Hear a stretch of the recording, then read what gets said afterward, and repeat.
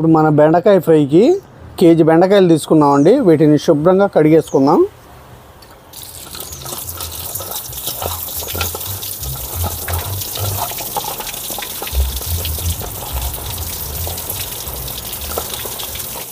చూసారు కదండి, శుభ్రంగా కడిగేసుకున్నాం. ఇప్పుడు కట్ చేసుకున్నాం. చూసారు కదండి, మన బెండకాయల్ని ఇలాగా ఈ తోకలు తలకాయలు తీసేసాం కదా. ఇప్పుడు వీటిని 1/2 ఇంచ్ కన్నా కొద్దిగా చిన్న సైజు ముక్కలుగా కట్ చేసుకుందాం.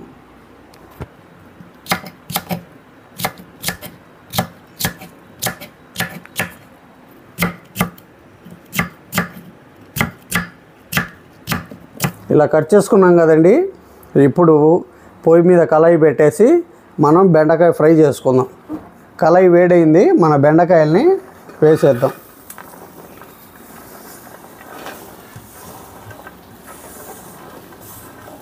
ఒక 5 నిమిషాలు ఆయిల్ లేకుండా ఇలాగా వేపుకున్నామంటే ఇందులో ఉన్న జిగురు మొత్తం పోతుందండి.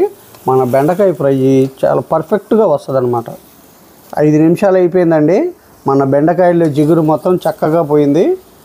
ఇప్పుడు మనం దీన్ని బెండకాయ ఫ్రైకి తాలింపు వేసేసుకుందాం. ఇప్పుడు మన బెండకాయ ఫ్రైకి ఒక 50 గ్రాముల ఆయిల్ వేసుకుందామండి. ఆయిల్ వేడైందండి. ఇప్పుడు మన బెండకాయ ఫ్రైకి పోపు పెట్టుకుందాం. కొద్దిగా పచ్చిపప్పు, కొద్దిగా మినపప్పు, కొద్దిగా ఆవాలు, కొద్దిగా జీలకర్ర, ఒక 2 ఎండుమిర్చి,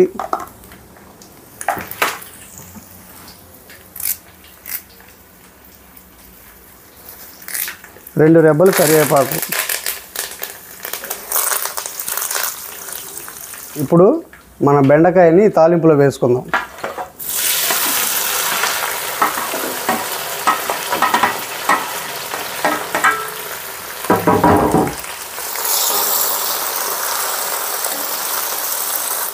ఇప్పుడు మనం బెండకాయలు వేసాం కదండి, స్టవ్ని హై ఫ్లేమ్లోనే పెట్టుకొని బెండకాయ ఫ్రై చేసుకుందాం.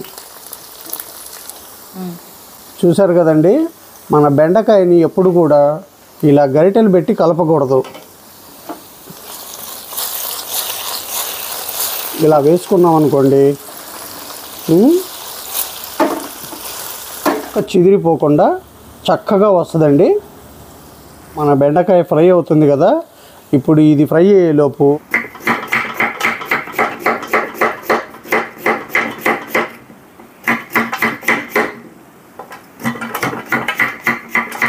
మన బెండకాయ ఫ్రైకి మసాలా కారం ప్రిపేర్ చేసుకున్నామండి. ఒక 50 గ్రాములు ఎండు కొబ్బరి, ఒక 20 ఎండుమిర్చి, ఒక 10 వెల్లుల్లి రెబ్బలు, కొద్దిగా జీరా, రుచికి సరిపడినంత ఉప్పు కూడా వేసుకున్నామండి.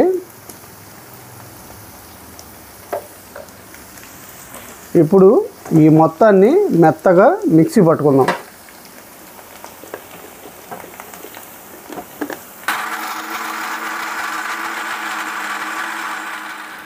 చూసారు కదండి, ఇలా వేసుకోవాలి మసాలా కారం.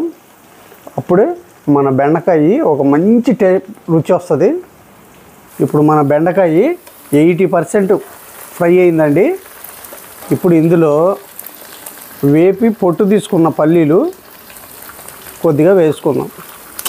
ఇవి మన రైస్లో తినేటప్పుడు మంచి టేస్ట్ వస్తుందండి.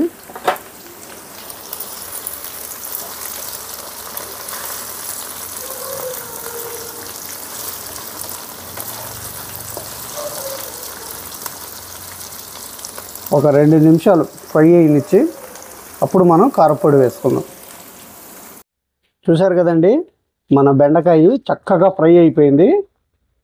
ఇప్పుడు మనం ముందుగా ప్రిపేర్ చేసి పెట్టుకున్న ఈ మసాలా కారాన్ని కూడా ఇందులో వేసుకుందాం.